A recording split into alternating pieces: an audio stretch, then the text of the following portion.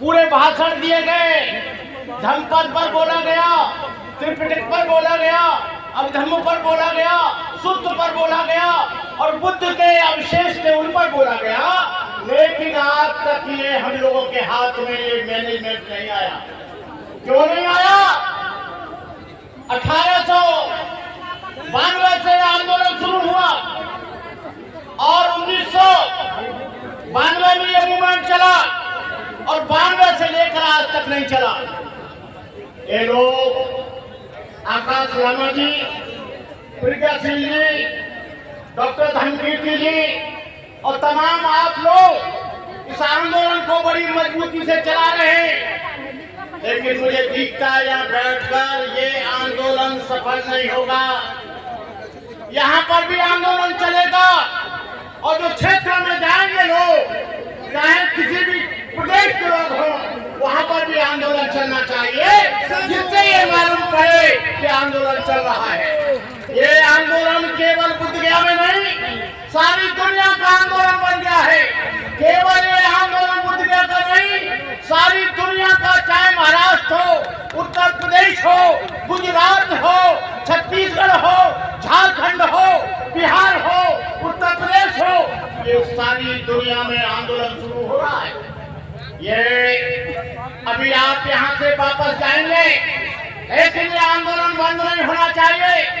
थोड़ी थोड़ी टोलियों में, अपने जिलों में, अपने प्रदेश में, अपने ब्लॉक में, अपने जिले में ये आंदोलन चलता रहना चाहिए।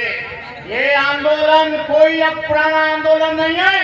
ये आंदोलन कोई BTCM एक्ट में मेंबर बनने के लिए नहीं है, सेंट्रल गवर्नमेंट में माइनॉरिटी में मेंबर बनने के लिए नहीं है। और जो भी ये आंदोलन को धोखा देगा उसे बहुत बड़ी सजा मिलेगी, क्योंकि ये प्रथम आंदोलन है और अंतिम आंदोलन है।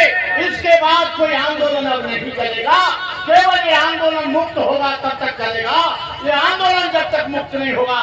लेकिन किया क्या जाए? हमारे अंदर कुछ लोग ग्रीन स्नेक हैं, घास में ग्रीन स्नेक दिखता नहीं, ऊपर से चीवर पहने हुआ है, लेकिन वो पैसे के लिए और लीडरशिप के लिए इसका विरोध करते हैं, अंदर अंदर इसको काटते हैं, यहाँ पर आते हैं, झंडा लेकर आते हैं, कुछ लोगों की भीड़ लेकर आते हैं। मैं कहना चाहूंगा, सरे राह गद्दार अक्सर मिलेंगे, सरे राह गद्दार अक्सर मिलेंगे, कहे आस्तीन के खंजर मिलेंगे, बहुत कुछ ऐसे भी राहबर मिलेंगे जिन्हें सिर्फ याद रास्ता बुलाना, मुसाफिर कहीं राह मत भूल जाना। इस देश में कोई भी आदमी आपसे चंदा लेने के लिए आता है, केवल महाबोधि टेम्पल के लिए, उसे चंदा बिल्कुल मत देना।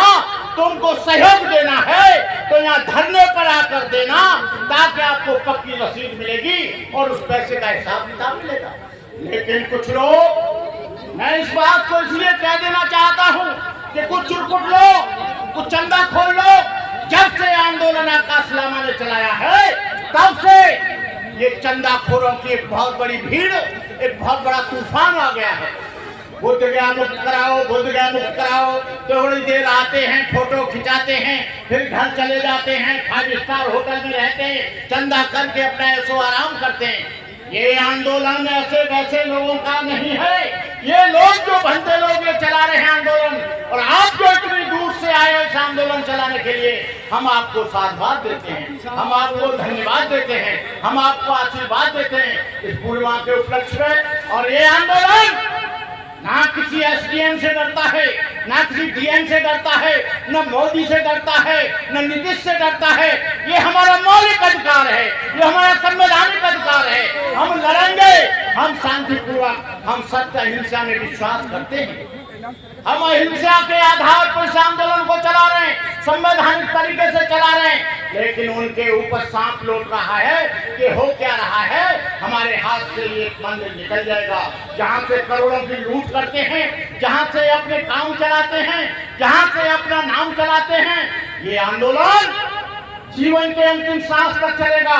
भंते करुणा करने 92 में बॉम्बे से चैत्य भूमि से लेकर बुद्ध गया तक बुलेट गाड़ी से चलाया, 400 गाड़ियों का काफिला लेकर जगह जगह हमने इसका इंतजाम किया।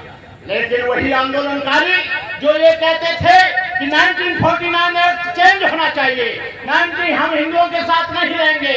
वही बेईमान लोग 1949 एक्ट के अंतर्गत मेंबर बन गए, माइनॉरिटी के मेंबर बन गए।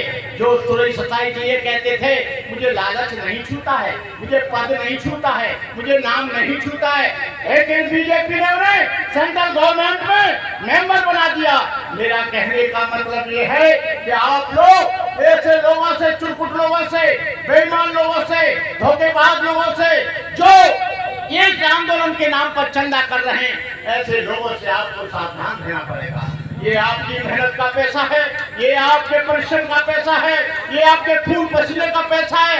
ये धर्म के लिए जाना चाहिए, कहीं तो नहीं जाना चाहिए। मैं आप लोगों को आज बुद्ध पूर्णिमा के उपलक्ष्य में अपनी मंगल कामनाएं देता हूँ। भगवान बुद्ध की ये वो धरती है जहाँ से ज्ञान पैदा हुआ, सारी दुनिया में फैला। भगवान बुद्ध का वो जमाना था जब छोटे छोटे नगरों से लेकर बड़ी बड़ी देहातों तक हर जगह जनमानस को झकझोरने वाली, कभी आंधी तो कभी पैदा करने वाली ये निरंतर आवाज गूंजती रहती थी। भगवान बुद्ध का संपूर्ण जीवन दया, करुणा, मैत्री, प्रेम, अहिंसा, बंधुत्व, समदृष्टि और समता से भरपूर था।